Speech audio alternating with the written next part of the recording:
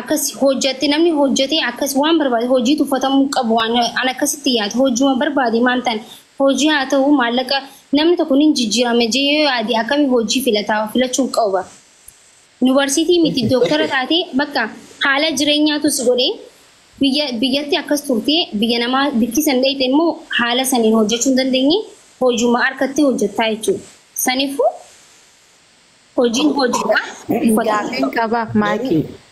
Okay. Waan biyya kiyyatti baradheen barsiisummaa bakkaan itti baradhetti yuunivarsiitii sun keessa barsiisummaa hojjechuun ture. Achirraa immoo ministeera jaalaa ta'een hojjechuu ture jetteemi keessa seenee. Okay. Eega biyya teenyarraa deemtee biyya ambaa kana dhufte barnoonni kee inni biyyaa sun Ameerikaa keessa dalaguu dideemu maaliif Qansiraa hojjechuun si barbaachise? Gaaffii bareedaa gaafatte. Barnoota biyya keenyatti tu dooktarii taate iyyuu biyya kanatti dhuftee dooktarii hin taatu. Yoo xiqqaate barnoota sana waan biyyatti baratte sana evaluate gootee barnoonni sana koorsii siyaafan deebitee barachuun sirra jiraata. Ati immoo namni biyya kana gaafa dhufu abbaa qaba, haadha qaba, obbolaa qaba, maatii qaba. Biyyatti dhiistee dhufte jara sana mositu jiraachisa. Barumsan baradha yoo jette jarri sun jara sanaaf laadii ergii qopheessite booddee qabirii qopheessanii booddeetu isaan qarqara qabirii ta'anii an barumsan baradha jechuu keeti ka. Na argatteetta siidee bira deebiin koo. Waan inni jedhu gaadha baay'ee illee nama akkasiin hin beeka nama jechuun biyyatti hojiin isaa barnoota guddaa qabu achitti inni beeka dhugaa isaati baroon inni jechuu jiru. Garuu hojiin hojiidha waan ta'eef rakkoon qabu. Wanni baruu dalaali Makii nama hedduu barnootaan biyyarraa baha barnoonni biyya keenyaa kuni akka inni faayidaa hin qabne agarsiisa wanni kuni. Sigalee kan doktora biyya keessa ture hoggaa biyya alaa dhaqee akkam inni jee kana Qansiraa hojjeta barsiisaan akkas ministeeronni warri gurguddee fi injii biyya keessatti muuduu qabu kun hundi gaafa biyyaan baadhaqa yoo ga'een barnoota isaanii san sadarkaa biyya keessaa sun isaanii kan nuyi hin dandeenye barnoonni biyya keenyaa kufaa ta'uu agarsiisaa jechuudha. Sigalee akkasii miree obboleessa kee. Kuni ani maaliif akkamittiin akkati kana haasofte hin beeku malee kuni it depend that country policy kuni poolisiin barnoota biyya Itoophiyaa keessa jiruu fi biyya Ameerikaa jiru tokko yoo jette fardaaf lafa inni kun ol hin beeku. Namni biyya Itoophiyaatti dhufe hojii gaarii jiru sadarkaa gaariirra jiru biyya Ameerikaa dhufe hojii hojjechuu danda'a yookaan barachuu danda'a. Yoo baratte baratte immoo sadarkaa kamirra gahuu dandeessa. Garuu ani waa tokko sitti himeera. Biyya Itoophiyaatti dooktarii turtee dhuftee akka achi dhufteen daayirektii dabartee dooktarii ta'uu hin dandeessu. Kana jala muree sitti hima. Barattee Naagaleera galatu. Ati Itoophiyaa irraa Ameerikaan akka irra wayyaa taate beekteetu Itoophiyaa Ameerikaa deemtee miti.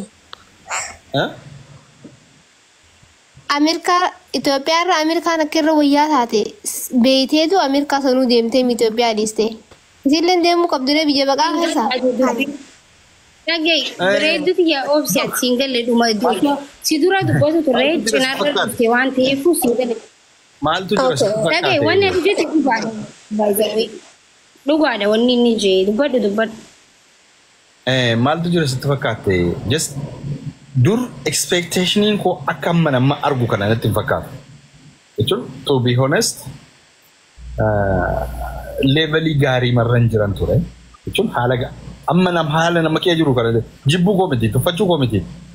Indeer waltas mammaanee ma jiraachaa jirra walii galleerra iyyuu amma garuu nama biraatiif ani akka barnoota kan ta'u dur gaafa biyya teenya Ameerikaa yeroo jedhan Ameerikaa gaafa jedhan hawaasi keenya persentiin 100 keessaa persentiin 90 har'ayyuu yeroo namni tokko biyyuma Ameerikaa jedhamurra miillumti isaa hajjetu malee manni akka kennamuufitti makiinaan akka kennamuufitti birri immoo muka wayii jala waa haafaniitu irratti gadi waan harca'uuf se'anii tilmaamu.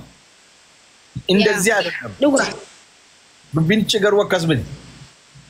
Gana mana kiraayii fudhachuuf iyyuu waasii barbaaddatta nama waasii sii ta'u yookaan nama sii farramu koopee nama sii godhu barbaadda.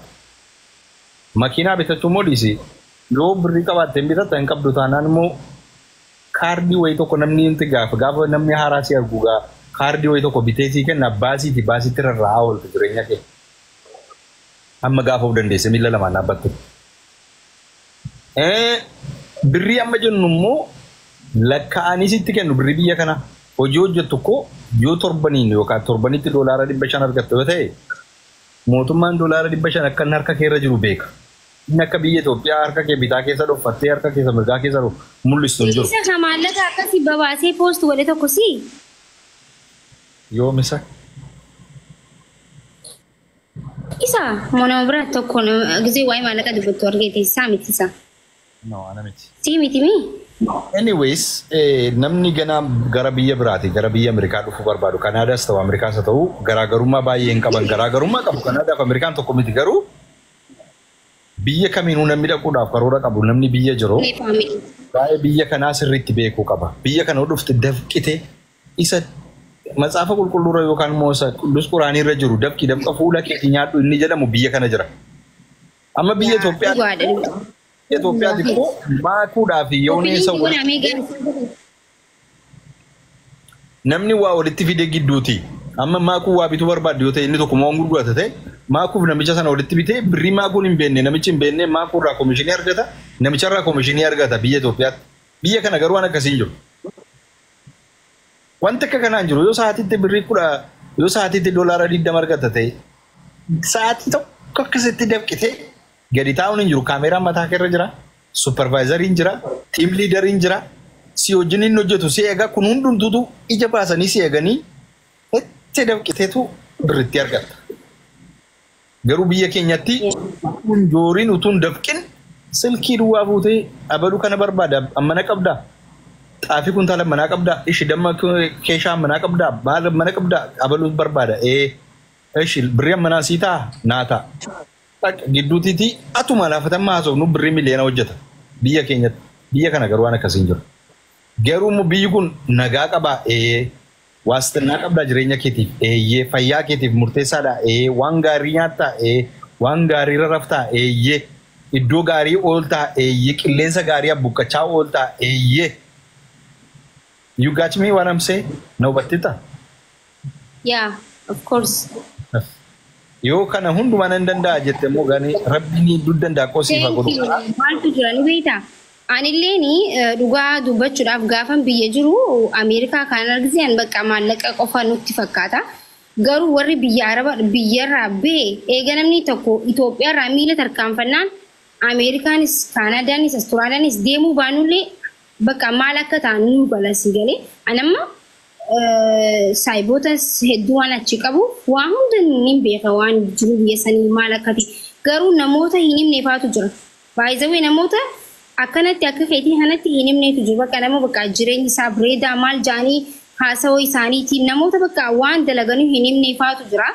Namoota akkasiisan faatutu namoota hedduu burjaajeessa si galee. Malee dhugaadha onni ati jette. Yeah, thank you so much. Waan isa guddaaniiti. Ani ammani yeroo baay'ee wanta ani taa'ee yaadu just namni keenya hubannaa ma biyya kanaa qabaa'oo. Ndee anama fakkeenyaaf gaafuma ani jalqaba biyyaatiin bahee erga biyyaa bahee waggaa 3 fi iddoon ammas hin jiru biiroo wucuu guddaa ministeerii keessaa iddoo waggaa 3 biyyaa bahee iddoo biraan hojjedhe yeroo achi jiru gaafan biyyuma kanatti akkan dhufeen firri inni dur hin jirre hundumti isaa lafa jiru yaa'ee ol guuree na dubbisuu jalqabe. Ani immoo xinnoo shoo waappii kana anis akkuma gaashman surnan jaalladha. Feesbuukii irratti baheen bakka viidiyoo kana waraabeen targisiisuu jalqabe uummatatti. Namootuma gurguddaa ani hin eegnetu inni kaan birrii miliyoona 2 nu ergimee dhimmaaf barbaannaa jedha. Inni kaan immoo I don't know egaasa kana namni haa taa'u. Bakka biyya kana ko wanti hundumtu salphaa miti. It is not easy. Wanni salphaan biyya Ameerikaa keessa hin jiru. Rakkatan wallahi warri biyya alaa rakkatan. Dursa karraa nama fatan dubbadhu.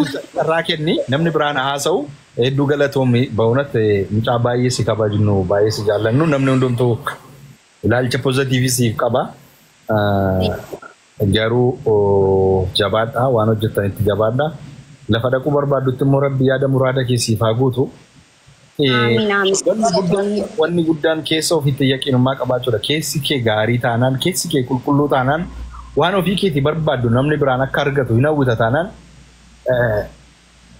rabbiin kaalkuleeshiniin hojjetu akka nama. Karaa rabbii koo ganaa asirra baatee achirra naannoftee achirra dhatta jedhu. Si gaafadheen beekamu. Kanan tokko gaafadheen beekamu. Tole hayyee hedduu galatoomii. Thank you so much Dursaa Tuufi. Assalamualaikum warahmatullah. Waalaikum salaam warahmatullahi wabarakatuh. Warahmatullahi wabarakatuh. Shuguti ara diaspora dhugaatu mana khairu beekam.